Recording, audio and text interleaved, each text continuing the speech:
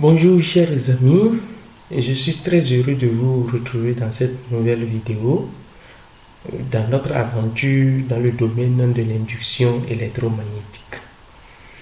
Je vous rappelle que nous sommes au niveau du 4e chapitre qui est consacré à la notion du flux magnétique phi dans un circuit. Et dans cette présente vidéo, nous allons traiter un exercice d'application. Exercice d'application numéro 4, consacré à l'évaluation de l'expression du flux magnétique dans un circuit.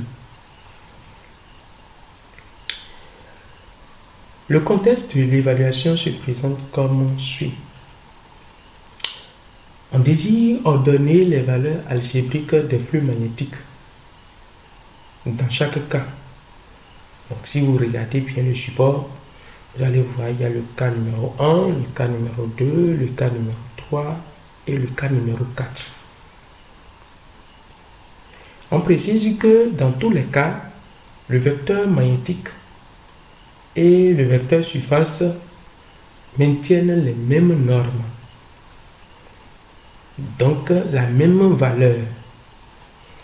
Et la consigne nous demande de classer les 4 cas de figure par valeur décroissante du flux magnétique. Cela voudra dire que nous allons trouver le cas de figure où le flux magnétique est plus grand jusqu'au flux magnétique le plus petit. Et si vous n'êtes pas encore abonné à la chaîne, ne partez surtout pas sans vous abonner à notre chaîne. Cela nous donne vraiment de la chaleur au cœur et nous permet de poursuivre cette même aventure dans la production du contenu notionnel en physique-chimie. Sans plus tarder, répondons à cette consigne. Nous prenons le cas de figure numéro 1. Dans ce cas de figure, nous voyons que la spire n'est rien d'autre qu'une spire carrée contenue dans le plan de l'ordinateur. Et la petite flèche rouge qui se trouve là indique l'orientation de la spire. La spire est orientée dans ce sens-là. Et ici, nous avons le vecteur champ magnétique B qui est un vecteur sortant. Un peu comme vous pointez le bout de votre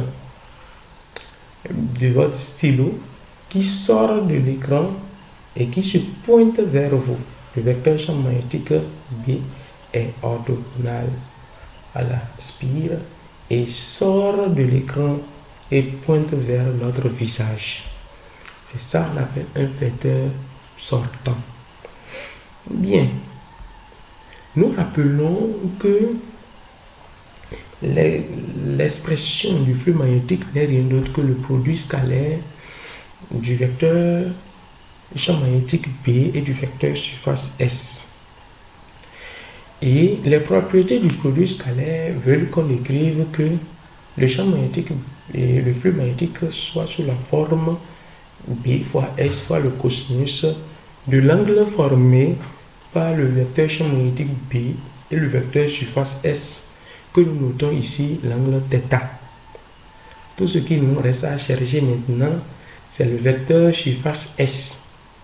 Et après, nous allons évaluer l'angle formé par ce vecteur surface S et le vecteur champ magnétique P. D'après la règle du tire-bouchon, nous enfonçons le tire-bouchon pour que l'axe du tire-bouchon soit perpendiculaire, d'accord, soit perpendiculaire aux surfaces de la spire. Donc, vous imaginez déjà que nous gardons le tire-bouchon et que nous enfonçons, d'accord, directement dans l'écran. Et nous tournons le tire-bouchon dans le sens d'orientation donné. Si nous tournons le tire-bouchon dans ce sens d'orientation, nous constatons que le tire-bouchon va s'enfoncer davantage. D'accord? Le tire-bouchon entre davantage, d'accord, dans l'écran. Cela voudra dire simplement que le vecteur surface qui sera obtenu n'est rien d'autre qu'un vecteur entrant qui se représente comme ce que vous voyez est là. Le vecteur entrant. Donc le champ magnétique est sortant et le vecteur surface est entrant. Donc on constate déjà que les deux vecteurs sont collinéaires, certes, mais de sens opposé. C'est-à-dire ces deux vecteurs font un angle de 180 degrés. Et quand nous calculons le cosinus de 180 degrés, nous avons moins 1. Et la formule du flux magnétique devient moins B fois S. L'application numérique donne moins 0,5 qui n'est rien d'autre que l'intensité du champ magnétique B fois 0,1 qui n'est rien d'autre que l'air de la surface de la spire. Et quand nous faisons le calcul, tout calcul bien fait nous donne le flux magnétique dans le cas numéro 1 qui vaut moins 5 fois 10 puissance moins 2 Weber. Nous allons passer au cas suivant. Dans ce cas, nous voyons que la spire est encore carrée, contenue dans le plan de l'écran et orientée maintenant dans le sens de la flèche, orientée dans le sens trigonométrique.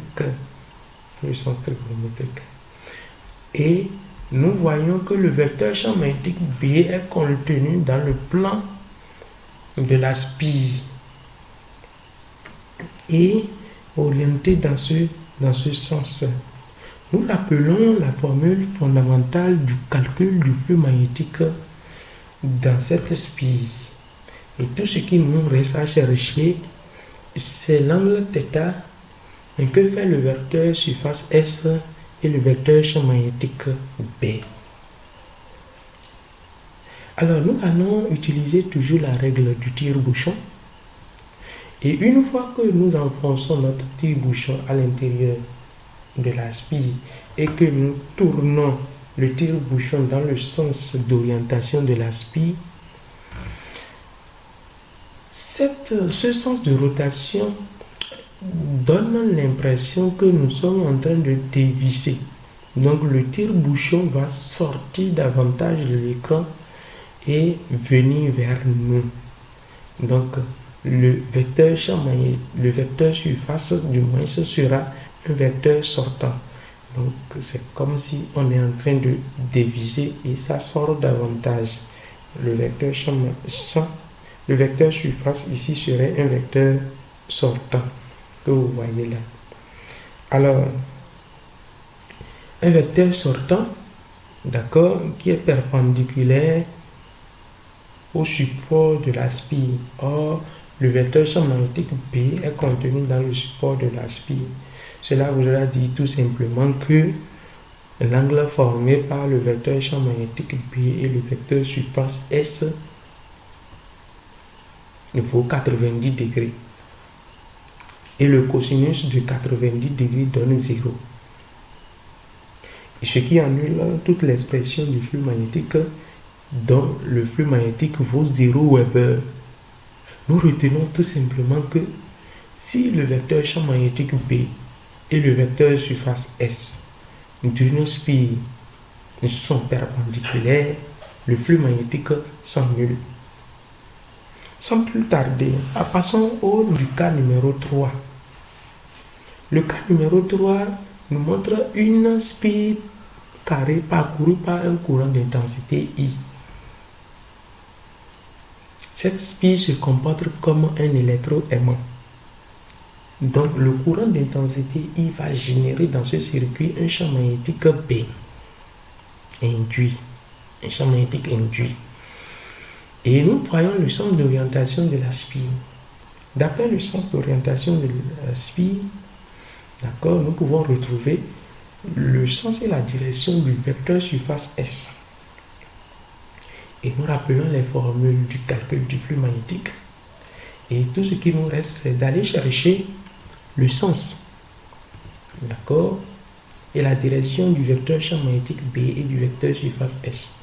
Nous constatons que le courant électrique I et l'orientation de la spire sont dans le même sens. Le courant circule dans le même sens que le sens d'orientation de la spire.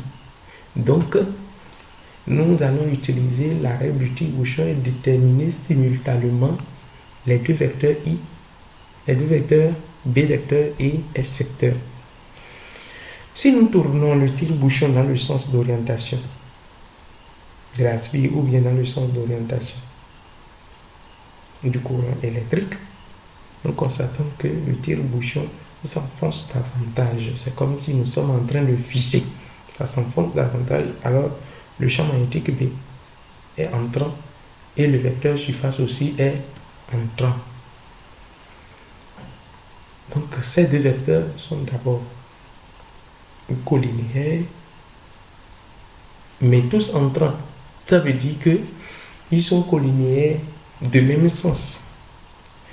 Deux vecteurs collinéaires du même sens forment un angle θ égal à 0 degré. Et cosinus de 0 degré vaut 1. Nous avons ainsi la formule du flux magnétique qui devient flux égale à quoi? Le phi égale à B fois S. Nous connaissons les valeurs de l'intensité du champ magnétique B et de la surface S. Donc le flux magnétique vaut, dans ce cas, 5 fois 10 puissance moins 2 Weber. Nous passons à présent dans le cas numéro 4. Dans ce cas, nous constatons que la spire a contenu dans le plan perpendiculaire au plan de l'écran. Et le vecteur champ magnétique B fait un angle de 35 degrés avec la surface de la spire. Et nous savons bien que le vecteur surface est toujours perpendiculaire au support de la spire, mais cette fois-ci orienté vers le bas. La fameuse expression du flux magnétique, toujours B fois S cosinus θ, veut qu'on détermine évidemment l'angle θ qui existe entre le vecteur champ magnétique B et le vecteur surface S. Ici maintenant, le vecteur surface S fait un angle de 90 degrés, d'accord, avec la surface de la spire. Et la surface de la spire fait un angle de 35 degrés avec le champ magnétique B. Donc la somme de 35 et de 90 va donner 135 degrés. 125 degrés, autant pour moi. Et le cosinus de 125 degrés fois B fois S vaut moins 2,87 fois 10 puissance moins 2 Weber. Voilà un peu comment est-ce qu'on peut calculer l'expression du flux magnétique dans chaque cas. Nous allons faire le récapitulatif. Nous allons résumer un peu. Dans le cas 1, le flux magnétique vaut moins 5 10 puissance moins 2 Weber.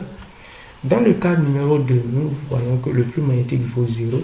Dans le cas numéro 3, le flux magnétique vaut 5 10 puissance moins 3. Dans le cas numéro 4, le flux magnétique vaut moins 2,87 10 puissance moins 2 Weber. Nous allons classer tel que la consigne nous le demande par valeur décroissante du flux magnétique. Passer maintenant au classement par ordre décroissante des valeurs du flux magnétique. Donc nous avons le flux magnétique du cas numéro 3 qui est supérieur au flux magnétique du cas numéro 2.